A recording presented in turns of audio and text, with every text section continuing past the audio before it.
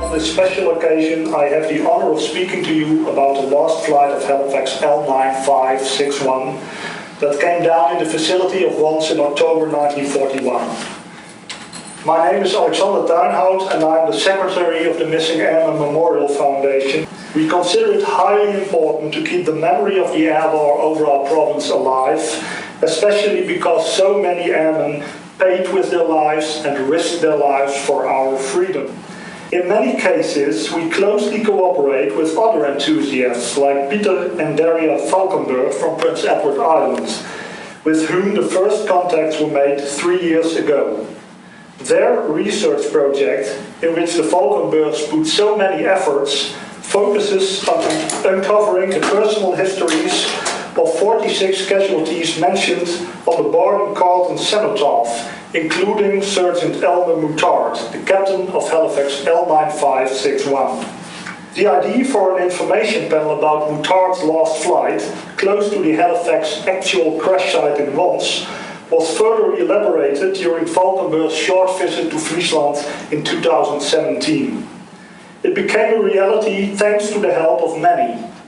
On this occasion, I would like to mention Dorpsbelang Wons, the Trident Area Historical Society, Fonds Bolsward-Doornrijp 1993, PV Janssens Friese Stichting, Stichting Jokkema Siderius Fonds, Rabobank Sneek Zuidwest-Friesland, the Municipality of Haarlingen, the Municipality of Zuidwest-Friesland, Museum Het Hallemahuis and private sponsors.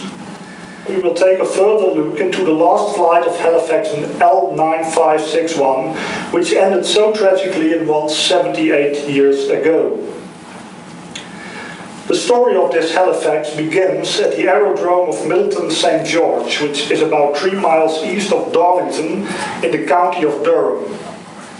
The airbase was the most northern of Bomber Command during the Second World War, and construction began in 1939, just a few months before the outbreak of war. Middleton became the home base of 78 Squadron, flying with twin-engined Whitley bombers in April 1941, and 3 months later, in June, 76 Squadron also commenced flying operations from Middleton. It was no coincidence that 76 Squadron became stationed at the airfield. The squadron was the second in the RAF flying with the new Handley Page Halifax bombers. These modern planes were so heavy that they required long and paved runways for their takeoffs, runways that were present at Middleton. One of the pilots who switched from Whitley's to Halifax's was the 23-year-old Canadian Sergeant Elmer Mutart. This young man of fine personal appearance and well educated, as he was characterized by a friend of the family, had entered the Royal Canadian Air Force in June 1940.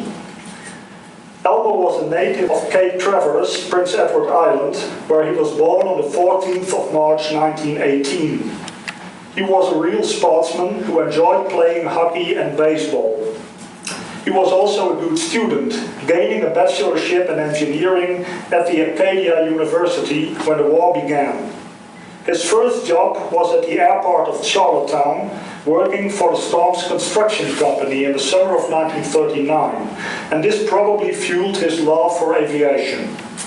In November, he signed up for the Royal Canadian Air Force and entered the service a few months later. He received his pilot wings in January 1941.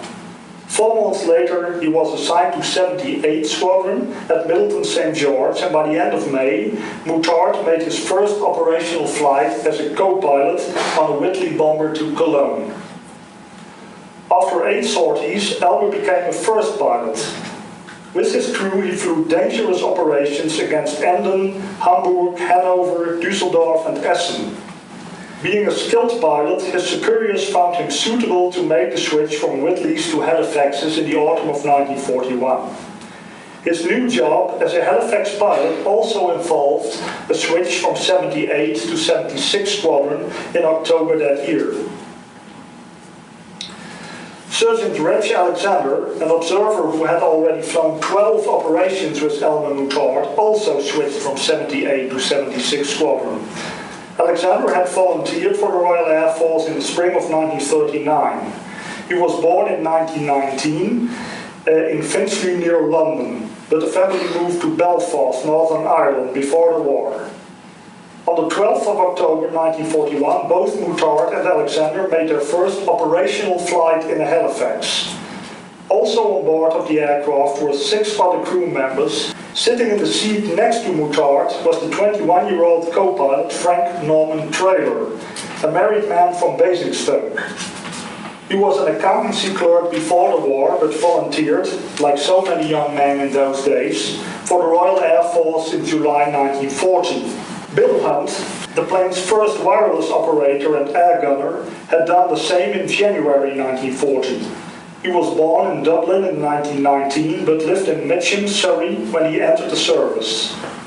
According to Wing Commander John Sutton, the commanding officer of 76 Squadron, Sergeant Hunt was, I quote, a very popular member of the squadron and a great favorite with everybody. He was a most able wireless operator. Hunt's backup was George Henry Patterson from Doncaster, the second wireless operator and air gunner. Patterson had worked as a gas and electricity repairman before he entered the RAF in November 1939, shortly after the outbreak of war. Being 29 years of age, Sergeant Patterson was the senior of the crew.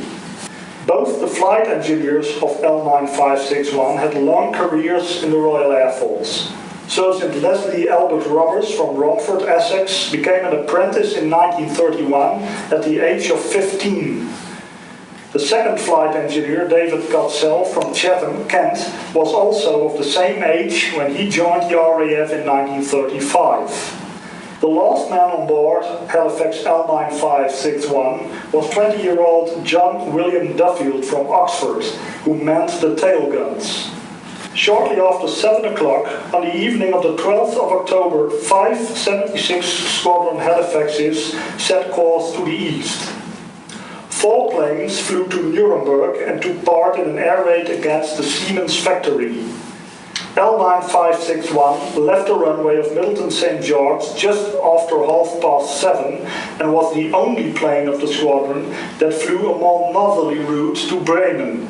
Over the North Sea, L9561 merged with 98 other bombers, mostly Wellingtons and Whitleys, and the Armada set course in heavy clouds to one of Germany's major industrial cities. It was essential that the Germans intercepted the Allied bombers before they could reach Germany. The province of Friesland and the surrounding waters were covered by 4 radar stations, which all had animal code names. Halifax L9561 passed through the observation area of the Tiger station located at the Isle of Terschelling.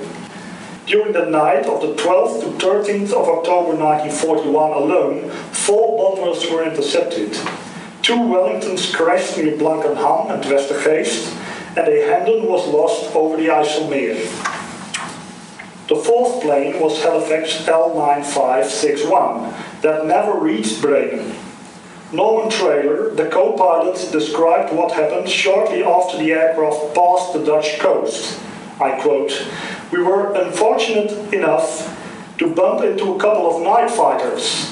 They immediately opened up at us with all they had, and I can say their aim was good, too good for my liking.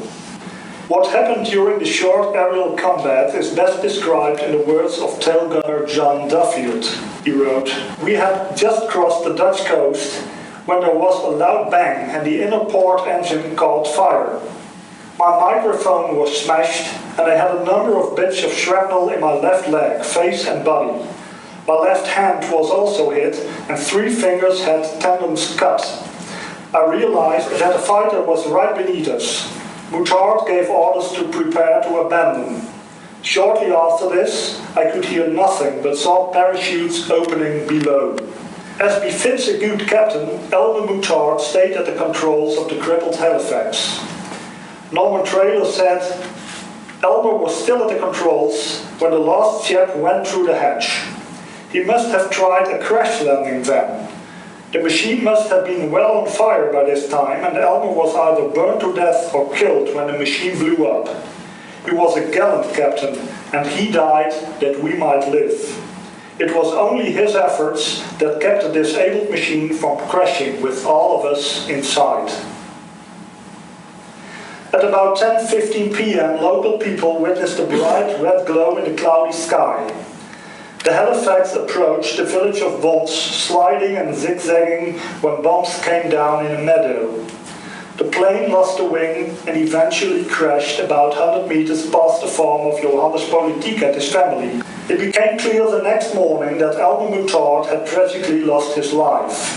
His dead body was brought to the nearby town of Harlingen, where a German physician could easily identify him because his Royal Canadian Air Force identity papers were still in his pocket. Mutart was laid to rest with military honors in the General Cemetery of Harlingen on Thursday, the 16th of October. The other 7 crewmen made it out alive and landed with their parachutes in the freezing countryside. We may never forget the sacrifices that these men brought for the sake of democracy, and let us never forget their comrades, the 55,573 Airmen of Bomber Command who gave their lives for our freedom.